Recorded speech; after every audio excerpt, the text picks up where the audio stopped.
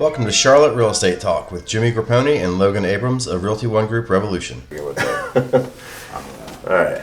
What's up, everybody? It's Jimmy Grappone here with Realty One Group Revolution, hanging out with Logan Abrams. Hey, how's it going? He's also with Realty One Group Revolution. So we're both agents with the firm. We got, 3 offices in South Charlotte. You're one of the owners of the company. Tell them a little bit about Realty One Group real quick. Yeah, thanks. So we have 3 offices throughout Charlotte, hopefully adding more and really growing the brand here in Charlotte. I just came over a couple months ago, as did Jimmy. I spent the last 12 years of my career at Remax, and then before that had my own firm and been with some other companies. So I'm in my 19th year, coming up here any day now, and just super excited for Realty One. To me, it's the perfect combination of like an old traditional brokerage where we have offices, we have a culture, we have training, we have support, combined with this new, what they're kind of calling like an unbrokerage or non-traditional brokerage. It's a hybrid, really. Yeah, exactly. Where the commission splits are high and agents have the flexibility to do what they want to do, and it's like a technology-driven model. I think it's the perfect marriage of both of those things. So I'm super excited for it and glad that both of us just came on board. I think we've got a lot of momentum going forward. Yeah, well, that's one of the things that really drew me in to Realty One Group was the having the physical office to come into. I'm someone who likes to get out of the house a little bit. I got a 2-year-old at home, so I got to get out of the house sometimes, especially when everybody's home and so I can hear myself think, right? Yeah. But the locations, for me and my business, the locations are perfect because I live in Indian Land, right on the Waxhaw border. So we've got the Indian Land, Waxhaw, and Arboretum offices, South Charlotte, which that pretty much encompasses the areas where most of my business is, but also the culture, the technology, just how easy and intuitive they make everything with like social media, stuff like that they're providing. I just did an open house a couple weekends ago, and I love this open house sign up app where people just put their name in, number in, and it immediately sends them a flyer of the house that they were just at. So if they want to look up afterwards, hey, what was the square footage or whatever, they have all the details on their phone. Then it also tells me, who was there, and then I can provide the sellers, hey, look, here's the number of people that were here. We had this many sign-ins, and everybody can take a QR code and get on your phone. Yeah, get on your phone, and so things like that just to make it so easy, and then also the customers that you come in contact with, like it makes everything easier for them. It's more simplistic. It just provides just an overall better customer experience than what I had before. So I'm super pumped. Yeah, and the branding too. So I think you were telling me the same thing, that my client told me the same thing. Like they love my sign, and you're saying the same thing happened to you. Like I'm a huge Carolina Panther fan. So I mean, these are New Orleans Saints colors. Yeah. But when it comes to real estate, it gives that luxury feel, right? So I like it with the real estate brand. I agree. I'm not a Saints fan either, but I love the black and the gold. And like I said, I mean, I've been doing this for a long time, and I just put a sign in a front yard of some people that actually today we just closed on their 5th house with me. Ever was the most clients, most houses in any one client. And I put the sign in their yard a couple weeks or a month ago, and the wife came out and she was like, that looks so much better than all these boring signs you've had all these other years. And I was like a little bit embarrassed, but it's just, it's just this cool sign, simplistic, a little more modern, and just a sign of the times for what's going on now. So let's talk a little bit about what you're seeing out there in the world, and what I'm seeing out there in the Charlotte real estate world. Yeah, I mean, I thought it was a perfect segue, especially talking about listings. So I've got some clients that I'm going to see this coming up weekend, and we were just talking about how I'm sending them all the properties on MLS, and they're seeing a lot of houses that they like online, and then 2 days later they're going under contract. So they're very motivated when we get together soon. They're going to make a trip up, and we're going to see a lot of properties, and they're pretty motivated to make a decision on it because they understand that homes are moving quickly, and it's not quite like that market that we were seeing a couple years ago during the beginning of the pandemic, but it's definitely picked back up from a buyer's perspective. I feel like if the house is priced right, it's in good condition, good location, and presents really well, then it's usually moving pretty quick right now. Well, inventory is just, I mean, I've been talking about inventory being low for 5 years. This isn't just a pandemic story. The inventory's been low since about 2017 or so. Yeah. And especially now with the massive dichotomy you have in rates where everybody that has a 3% rate is not very incentivized to sell, but we still have buyers out there that are getting 6 or 7% rates that still have good buyer demand. So that's creating a massive disconnect between the amount of sellers we should have come like April, May, June, this time of year. So in my mind, it's a little bit of like the inverse of last year, right? The last year, the front half of 2022, the January through June was wild. Gangbusters. I mean, the things were just, flying off the racks. It's pretty much from like mid to late 2020 till mid to late 2022. Yeah. So last year, the front half of the year was crazy. Yeah. Then the back half really started to slow down. Whereas this year, the front of the year started off slow. So like the end of last year, like November, December, January, February, started off slow because everyone's sort of digesting what are interest rates going to do. There was a lot of question marks about the economy. Are we going into a recession? Are we not? Is the government going to force us into a recession just so they can have their way? But now it sort of seems like everybody's back on kind of stable footing. The economy seems to be pretty strong. The Fed didn't raise for the first time. They might be done raising rates, hopefully, fingers crossed.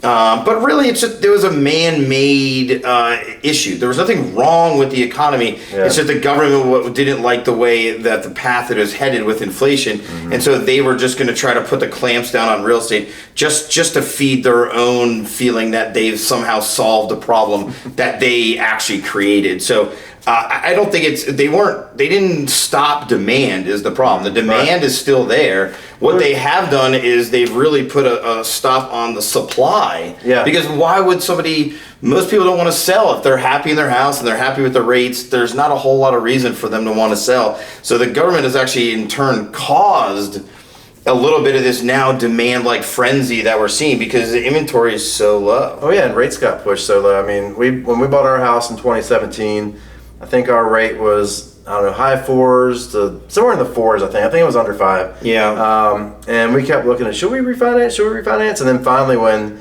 we had an opportunity to refinance like at 2.9, we were like, okay, let's go ahead and do it. So we've got a nice low payment. And what's going to drive us to move eventually when we probably do, again, I mentioned 2-year-old son, we're looking at maybe moving to be in a different school district. Yeah. So, we don't have to move right now, so we're like those sellers that we're gonna wait a little bit. But you always have people that have life circumstances. So kids going to school, graduating from school, people getting married, people getting divorced. There's still a lot of job transfers coming in. There's still a lot of. Yeah. It just came out this week with 9 Fortune 500 companies in the Charlotte area. That's more than anywhere else in the Carolinas. It's actually one of the top on the Southeast between like Atlanta and DC. So. But also, I mean, just going back to what you're saying about rates, I think there's a lot of like rate fear mongering that people hear either from their friends or on TV. But I just had a closing today on a jumbo purchase, and the rate was 6.25% on a jumbo mortgage. I think he was buying down the rate with only 1 point, so it wasn't crazy. And I talked to a lender the other day where they've got 5-year ARMs now, just under 6%, like high fives, like 5.9 on a 5-year ARM. But if you look at any economic prediction, you'll see that most people in the next 3 years have interest rates going back to the high 4s, like you were saying. So doing a 5-year ARM now, probably not a bad idea. Just try to refinance in 3, 4, or 5 years out. So I don't know. I get a lot of people saying like, "Oh man, I heard rates are 7.5." It may be depending on your credit situation. Obviously, we're not lenders, but from what I've been seeing over the last couple months, they're not as bad as I feel like people are really pushing out there.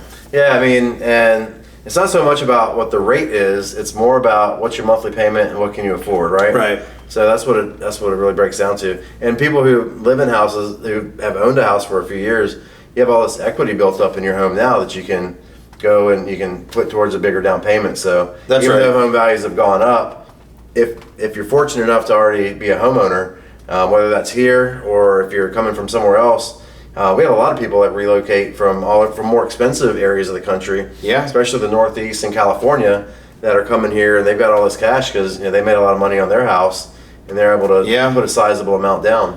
Well, and there's also just tens of thousands of people in Charlotte that are living in all these apartments that have moved from wherever. So a lot of them being first-time home buyers that 3-4 years ago thought, oh, I'm going to wait for price, and then they just see that prices have continued to steadily rise in Charlotte, not going crazy, but just every year. So a lot of them, their rent has been going up faster than the home price appreciation. Yeah. So a lot of them are paying for 2 bedrooms in most parts of Charlotte. They're in the $2,300 to $2,800 range. Crazy. So that they can buy a $400,000 or $500,000 house, even at today's rates, for almost the equivalent of what they're paying for a 2-bedroom apartment. So you got to remember, those people may have started off as first-time home buyers.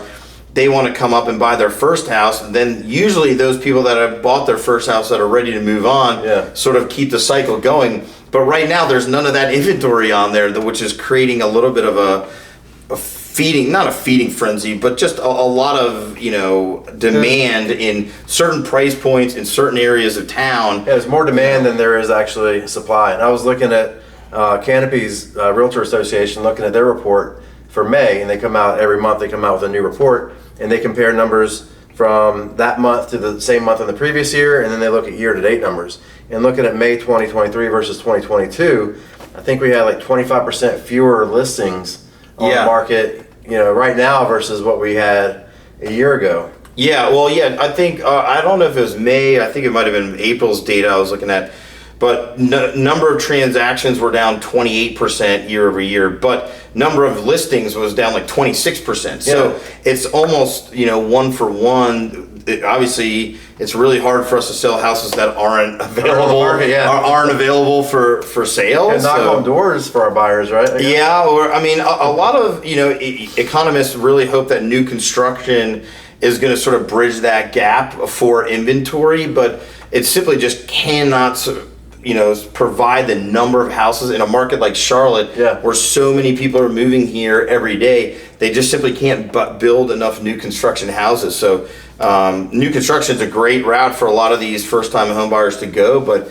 a lot of the areas that they want, there's just not enough new construction to really help bridge that gap between supply and demand. So it's interesting for sure. Yeah, I saw an interesting story too. A new construction home that I listed. I had clients who bought a house. I think they closed in January of this year. They went under contract last October. It was a new build. They moved in. They had a 6-month-old baby, and they were here by themselves. They had no family around, and they realized, we need a little extra help. So they ended up moving out. They decided they wanted to move out of state.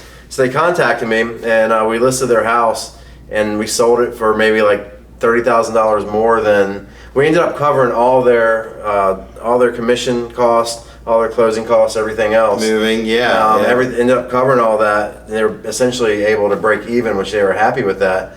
And that just was showing like the shift in the market from when they went under contract last October, when the builders were just giving stuff away. They were so scared. They were like, we have all these starts, and nobody's gonna buy them. So they were discounting like crazy. And was the buyer somebody who didn't want to wait like the 9 months for something new to get built, or why did that buyer, do you think, pick your listing over something new in the neighborhood?